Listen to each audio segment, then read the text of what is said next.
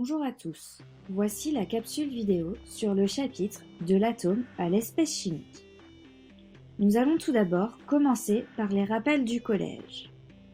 Souvenez-vous de l'atome. Il est composé d'un noyau et d'un nuage électronique.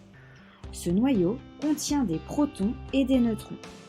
Le nuage électronique contient des électrons. L'atome a autant de protons que d'électrons. L'atome a un symbole.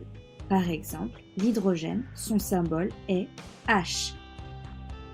Pour plus de facilité à noter les atomes, on utilise l'écriture conventionnelle. X représente le symbole de l'atome, Z est le nombre de protons aussi appelé numéro atomique, et A est le nombre de nucléons, soit la somme des protons et neutrons. Prenons un exemple. L'oxygène. Son symbole est O.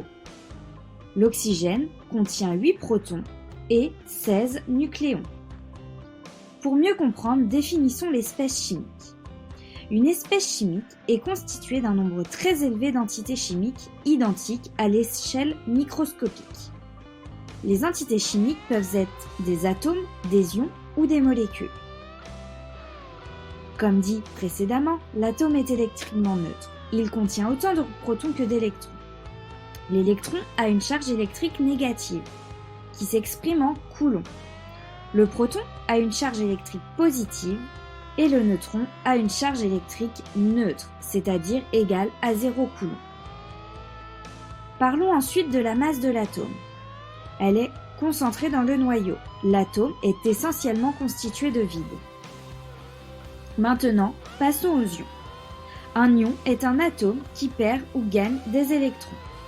Quand un atome a perdu des électrons, il a une charge positive, c'est un cation. Quand un atome a gagné des électrons, il a une charge négative, c'est un anion. Un composé ionique est formé de cations et d'anions. Il est électriquement neutre. Pour écrire sa formule chimique, on commence par le cation et on termine par l'anion. Pour lire son nom, on fait l'inverse. Par exemple, le sel de cuisine. C'est un composé ionique de formule Na+, plus Cl- qui donne NaCl. On l'appelle le chlorure de sodium.